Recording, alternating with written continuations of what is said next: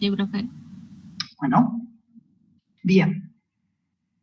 Bueno, lo que estamos viendo en esta diapositiva, lo que presentamos es un esquema donde se muestra bastante detalle qué es lo que ocurre con el canal de sodio activable por voltaje durante un potencial de acción. Como les dije,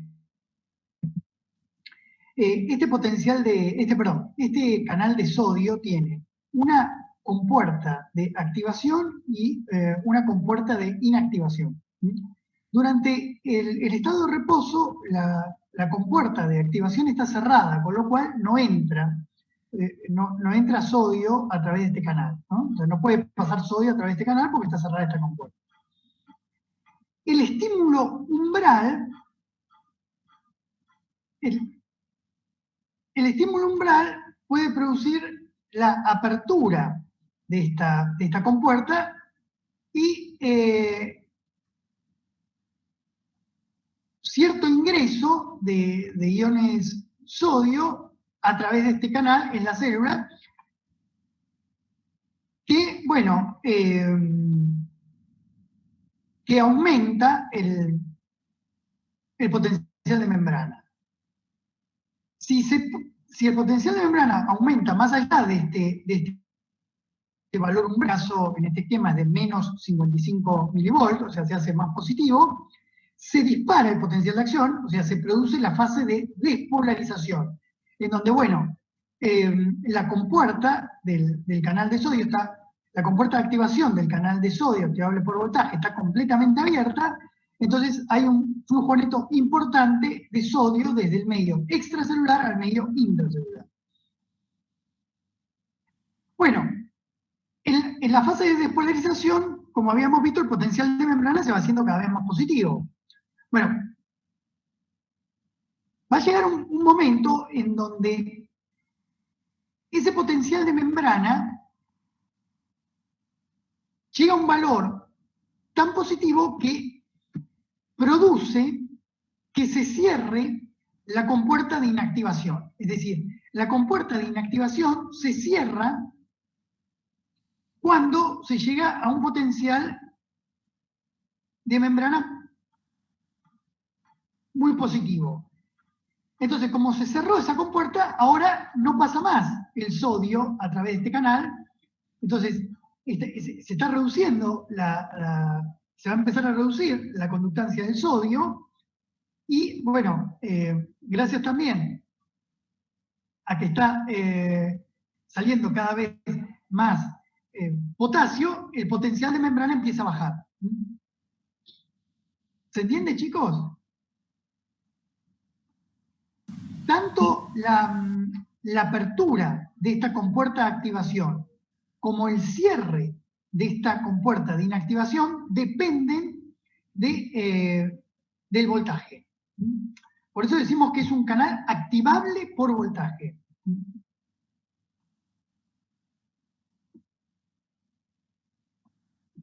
Bueno.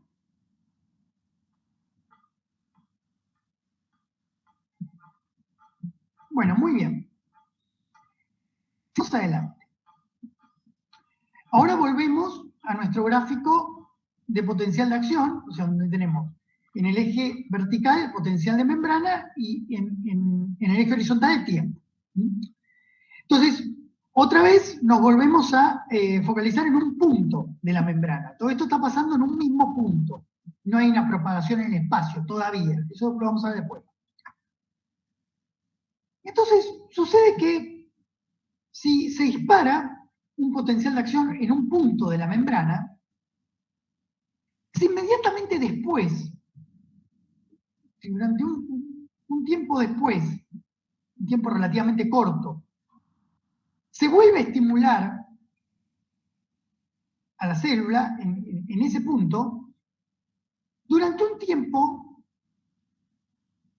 no se puede volver a disparar un potencial de acción en ese punto. Es decir, se dispara un potencial de acción en un punto de la membrana. Volvemos a estimular ese mismo punto de la membrana durante un tiempo, y durante este tiempo, aunque sigamos estimulando, aunque el estímulo sea muy alto, no se puede volver a disparar un potencial de acción. Ese periodo de tiempo es el que se conoce como periodo refractario absoluto. Es un periodo que va desde el disparo del primer potencial de acción y abarca un tiempo durante el cual, aunque el estímulo sea muy alto, no se puede volver a disparar otro potencial de acción en ese punto. Por eso se llama un periodo refractario absoluto. O sea, la membrana es refractaria al estímulo. Por más que estimulemos, durante ese periodo no se va a volver a disparar un potencial de acción. Si pasa este periodo de tiempo,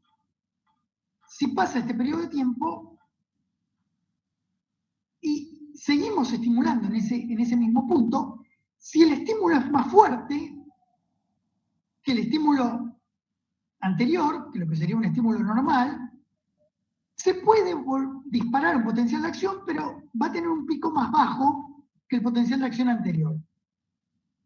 Ese periodo durante el cual se puede volver a disparar un potencial de acción, pero tiene que ser con un estímulo más alto y además va a tener un pico más bajo, es el periodo que llamamos periodo refractario relativo.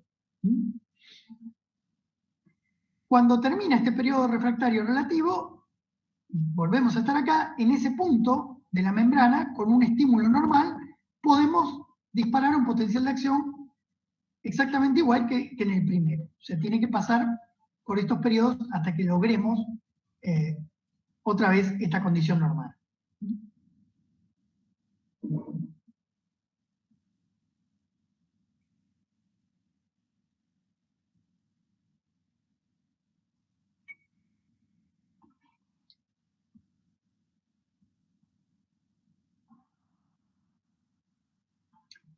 Y eso se debe a que, bueno, durante el periodo refractario absoluto,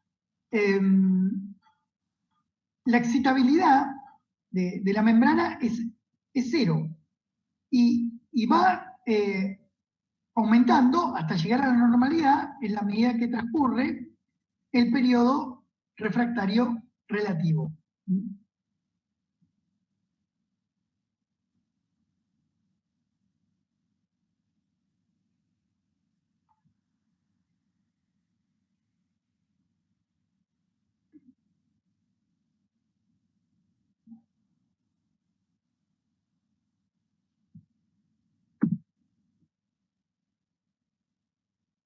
Bien, chicos. Bueno, en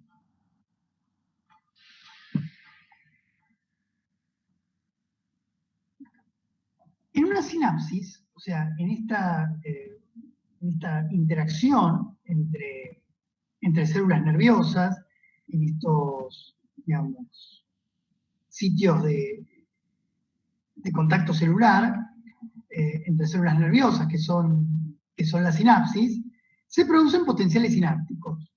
Es decir, por un digamos, por un estímulo que proviene del terminal presináptico de una célula, se puede producir una alteración en el potencial de la membrana celular de la célula postsináptica. Y esto ocurre de tal manera que puede haber sinapsis estimulatorias y sinapsis inhibitorias. Entonces, ¿qué es lo que ocurre en una sinapsis estimulatoria? Bueno, en el terminal presináptico de una célula nerviosa, se liberan transmisores, neurotransmisores que activan determinados canales. A través de esos canales se movilizan ciertos iones y eso produce una despolarización. Con lo cual hay un aumento del potencial de membrana en la célula posináptica. Entonces lo que estamos viendo acá, por ejemplo, es que en este terminal presináptico se libera un transmisor que activa un canal de sodio, ingresa sodio a la célula posináptica, eso aumenta el potencial de membrana, o sea, se produce una despolarización, y eso causa una estimulación. O sea, eso es lo que se llama una sinapsis estimulatoria. Ahora veamos lo que pasa en una sinapsis inhibitoria. En una sinapsis inhibitoria, en el terminal presináptico también se libera un transmisor, un neurotransmisor, que activa otra vez a un canal. Este canal permite el pasaje de ciertos iones, y acá, por ejemplo, tenemos el ion cloruro.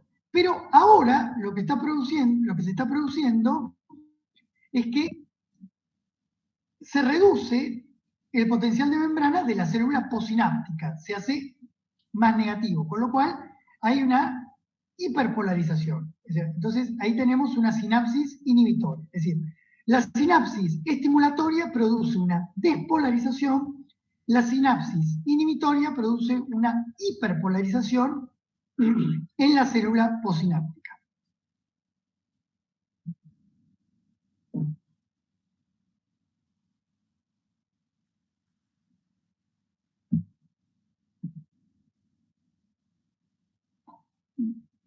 Sigamos adelante. Bien.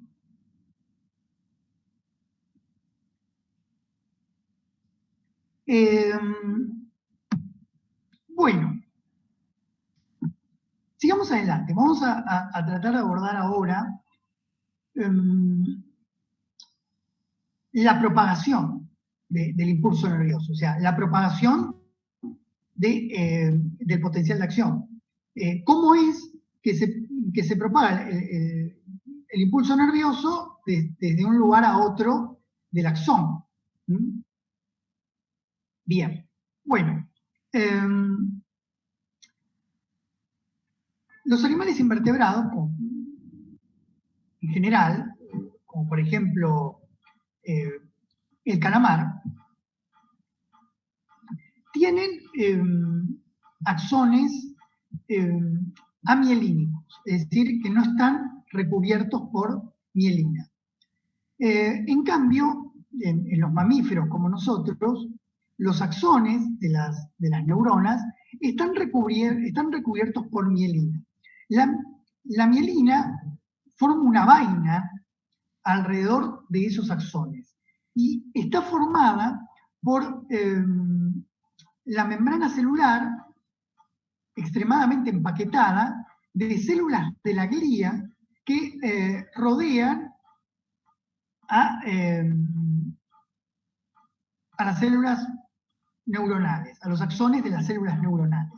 Esas células de la glía tienen una membrana celular que se va enrollando a través de estos axones, esa membrana celular. Entonces, esos lípidos de la membrana celular de la célula de la glía quedan empaquetados alrededor de los axones, de las neuronas, y forman estas capas de mielina.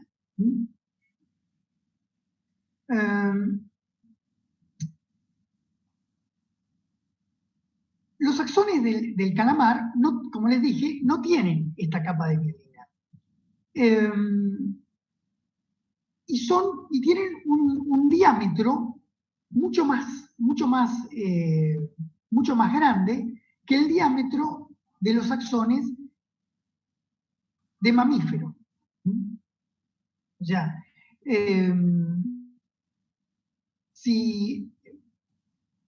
fíjense, si el diámetro de los axones de las neuronas de mamífero fuese como el diámetro de los axones de la neurona de los calamares, bueno, tendríamos nervios con, digamos, con esta sección, ¿no? O sea, tendríamos nervios con un diámetro de 16 milímetros. Bueno, digamos, ¿y por qué esta diferencia? ¿No? Bueno, los calamares necesitan axones muy gruesos, con un diámetro muy grande, para poder conducir el impulso nervioso, para que se pueda propagar el potencial de acción. ¿Por qué? Porque mientras más grueso es el axón, mientras mayor es su diámetro, entonces puede circular a través del axón más iones. Entonces, si pueden circular más iones, eso va a hacer que, bueno, la velocidad de propagación sea mayor. Entonces, así ha solucionado el calamar el problema de la propagación del potencial de acción a lo largo de un axón. Y hablamos del calamar porque, bueno, precisamente, digamos, ha sido tradicionalmente un modelo para el estudio de la propagación del impulso nervioso, porque es precisamente un animal que tiene unos axones muy gruesos, que son fáciles de estudiar, digamos, entonces, por eso los científicos a lo largo de mucho tiempo han estudiado propiedades de las neuronas a través del axón de calamar. Pero como les dije, el axón de calamar no tiene la vaina de mielina, que sí tenemos los mamíferos. Gracias a la vaina de mielina, la propagación del potencial de acción en los mamíferos puede ser muy rápida, puede ser muy veloz, sin la necesidad de que esos axones sean tan gruesos o tengan un diámetro tan grande como los axones del calamar. Entonces, gracias a la mielina,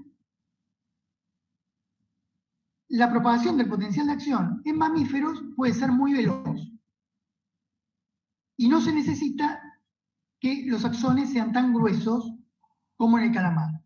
Entonces, fíjense cómo ha solucionado cada uno de estos dos grupos la propagación del potencial de acción, cómo lo ha solucionado en términos evolutivos, ¿no? El calamar lo logró a través del engrosamiento de los axones. Claro, el axón se hace más grueso, tiene un mayor diámetro, deja pasar más iones, eso aumenta la velocidad. El mamífero lo logra recubriendo a los axones con una capa de mielina, que ya explicamos lo que es. Bueno, muy bien. Ahora, seguramente, le surge la pregunta, ¿cómo es que esta capa de mielina logra aumentar la velocidad de propagación?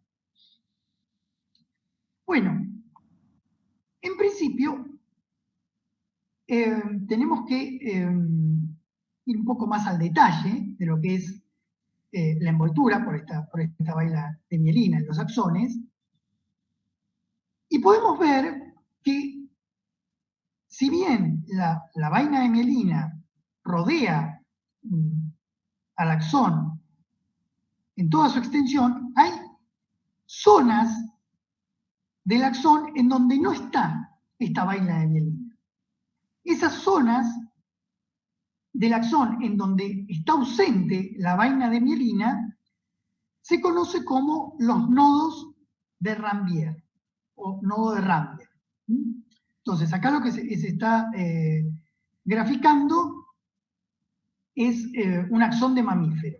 Entonces, fíjense que en amarillo está el citoplasma del axón, y en gris está la capa de mielina, y fíjense que acá hay una zona que está en verde, en donde no está esta placa de mielina, que se conoce como nodo de Rambier.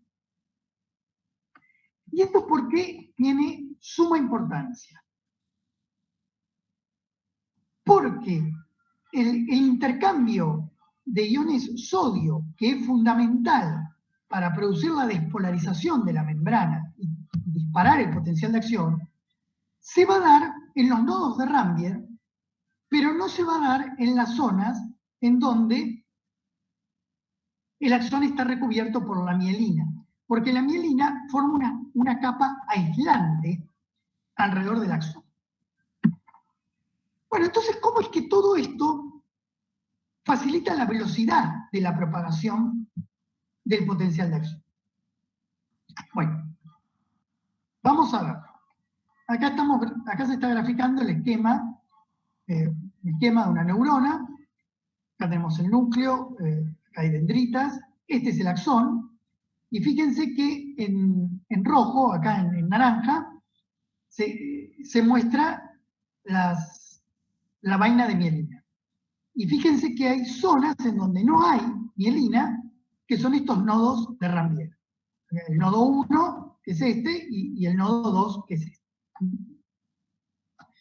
Bueno, entonces, veamos qué ocurre en el nodo 1. Bueno, llega un estímulo, se sobrepasa el potencial umbral, y a través de estos canales de sodio activables por voltaje, va a ingresar el sodio y se va a disparar un potencial de acción. Bien. Ahora, ¿qué ocurre? ¿Cómo es que este potencial de acción puede llegar acá? Puede ir propagándose a lo largo del axón. Bueno, como dijimos, ha entrado sodio a esta parte del axón. Ahora, este sodio se va a ir moviendo hacia la derecha del axón. Cuando haga este pasaje, cuando se mueva hacia acá,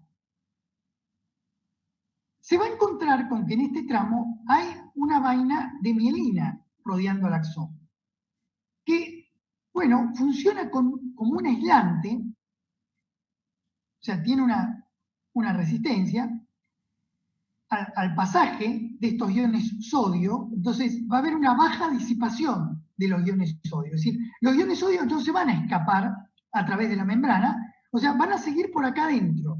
¿Por qué? Porque esta vaina de mielina, como es un aislante, produce una baja disipación de la corriente. Entonces, estos sodios que entraron aquí van a seguir viajando a través del citoplasma del axón y van a llegar a este otro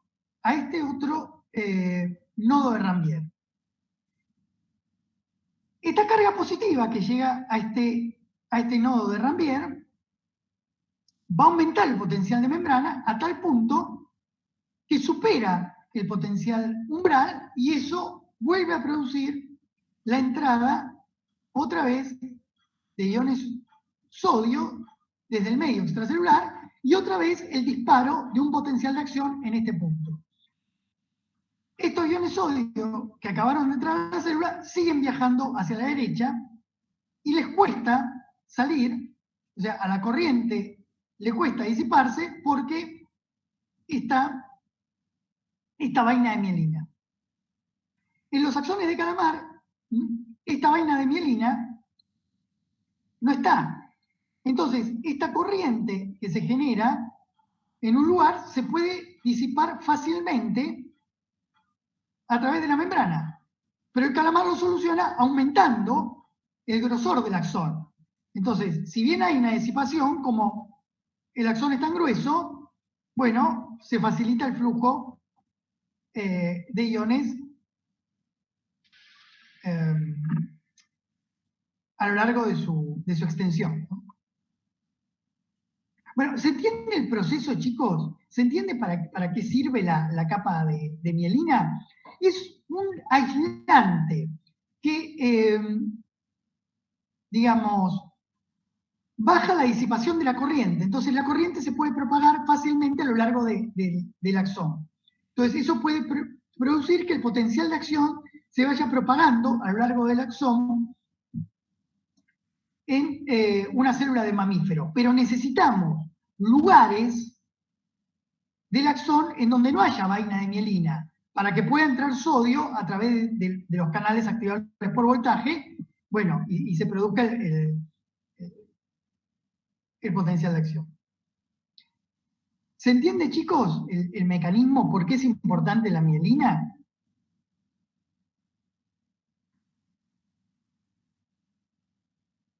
¿Alguna duda?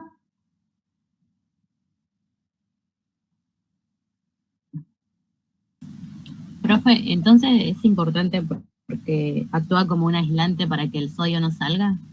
Claro, para que no se disipe la corriente. Ah, listo, gracias. De nada.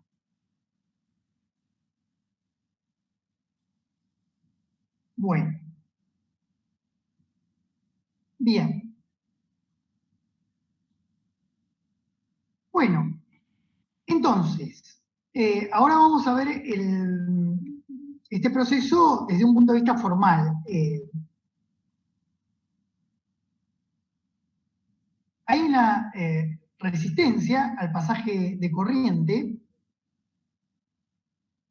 generada acentuada por esta vaina de mielina, que la llamamos RM, o sea, la resistencia a la membrana. La resistencia a la membrana al pasaje de corriente. Cuando esta resistencia es alta, hay una baja disipación de la corriente. No se disipa.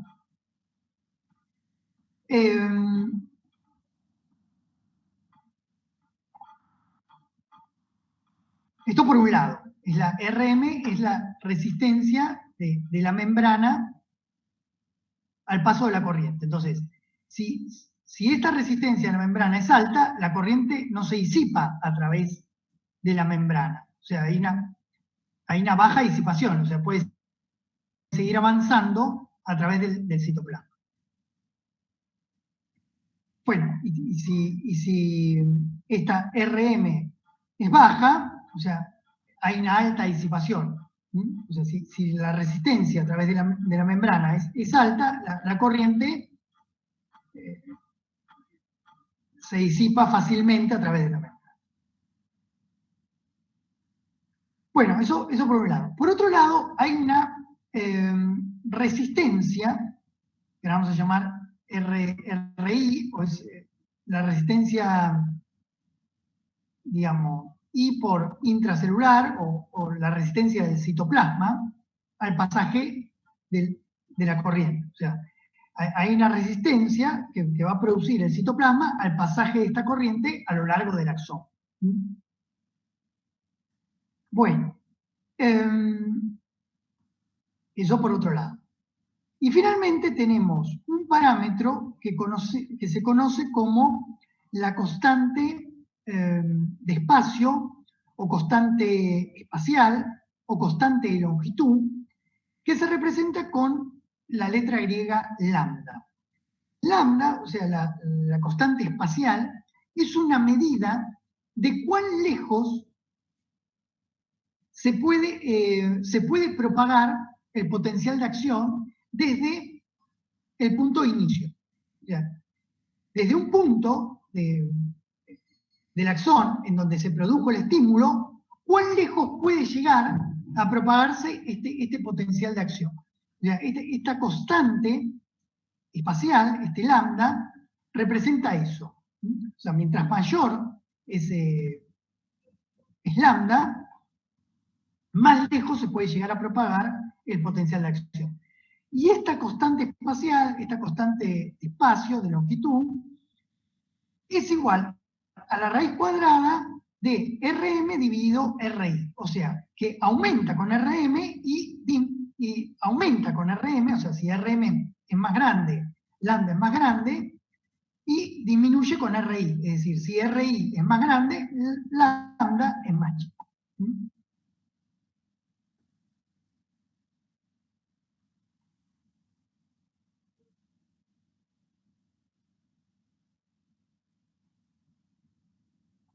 ¿Bien? Bueno, Sí, profe. vamos a ahora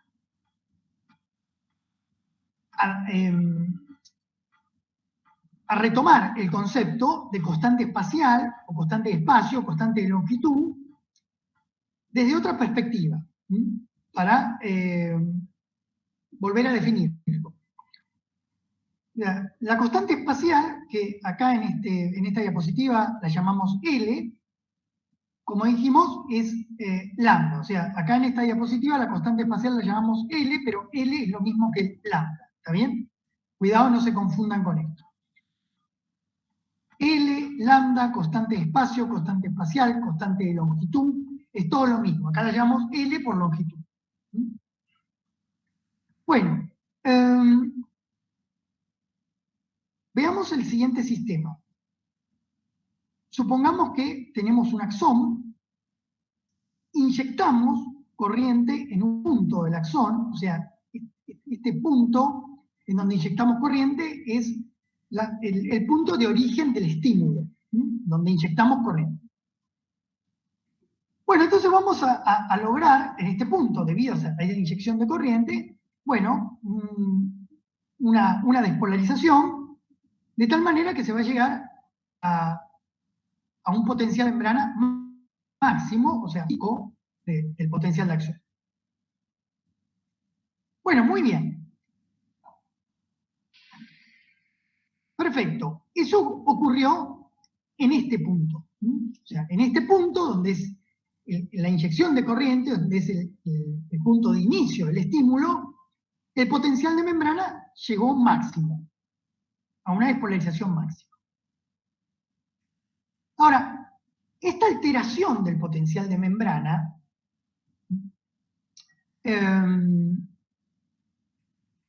se va a ir propagando a lo largo del axón. Pero ¿qué pasa? En la medida que nos vamos alejando del punto de inyección de corriente, del punto de inicio del estímulo, esta perturbación se va debilitando. Es decir, este potencial de membrana va yendo. Va a haber una distancia para la cual este potencial de membrana es el 37% de máximo. Esa distancia es la constante espacial. Una distancia a la cual el potencial de membrana llega a ser el 37% del potencial de membrana máximo que se alcanzó en el punto de inicio del estímulo, en el punto de inyección de la corriente.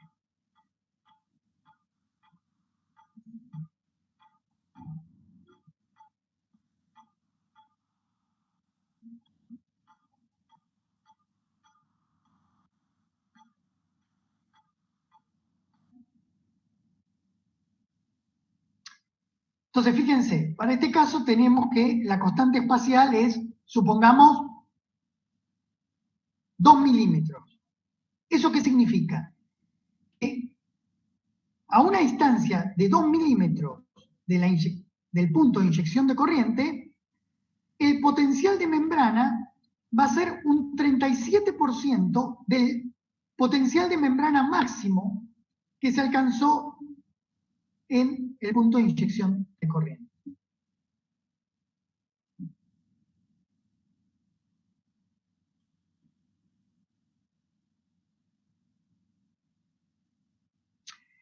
Para decirlo con números, si acá, en el punto de inyección de corriente, en el punto de inicio del estímulo, el potencial de membrana era 100, después de recorrer esta longitud, que es la constante espacial, el potencial de membrana va a valer 37.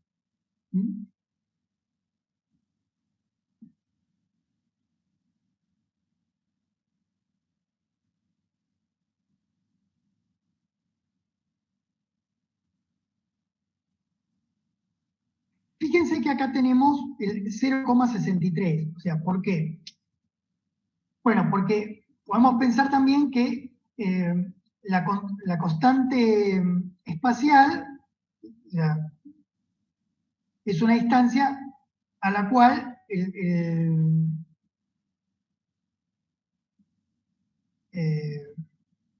el potencial de membrana máximo decae un 63%. O sea, fíjense que 63% más 37% le da 100%.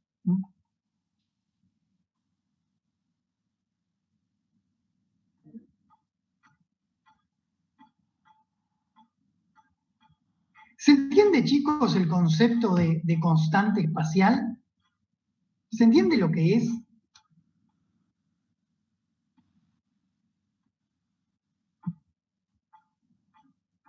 ¿Alguna duda?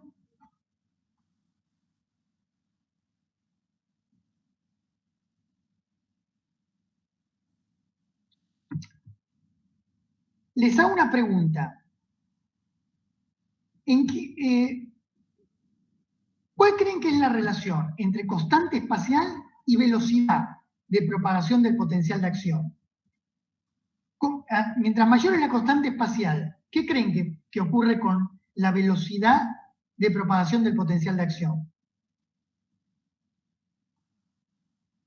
¿Mayor o menor? Bueno, piénsenlo. Piénsenlo, igual lo vamos a volver a ver. Bueno, ahora que vimos conceptualmente de qué se trata la constante espacial, bueno, podemos, digamos, ir a esta fórmula en donde se está representando la relación entre el potencial de membrana en algún punto, el potencial de membrana máximo, o sea, al que se llega en el punto de inyección de la corriente, y cómo depende eso de la constante espacial de L.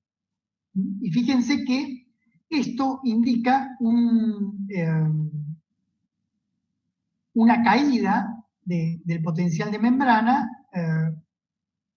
que se puede representar con una ecuación exponencial, ¿no?